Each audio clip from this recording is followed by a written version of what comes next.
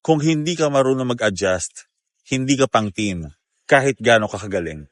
Alam mo yung problem ng maraming musicians? Akala nila pag magaling sila, automatic team player na sila. Hindi, magkaiba yon. Pwede kang mahusay sa instrumento, pwede kang malinis kumanta, pwede kang technically perfect.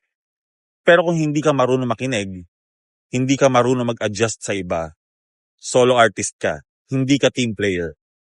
Sa totoong banda, sa totoong trabaho, hindi ikaw ang bida palagi. Minsan ikaw yung dapat na maghina. Minsan ikaw yung dapat na tumahimik. Minsan ikaw yung dapat mag-adjust kahit ikaw yung tama. Kasi ang goal ng team is not magaling ako. Ang goal ng team is magaling tayo. Magkaibang mindset yon. Yung hindi marunong mag-adjust, laging may excuse. Laging may dahilan, laging may ego. Yung marunong mag-adjust, laging may solusyon. Kaya tandaan mo, hindi ka sinusukat sa galing mo mag-isa.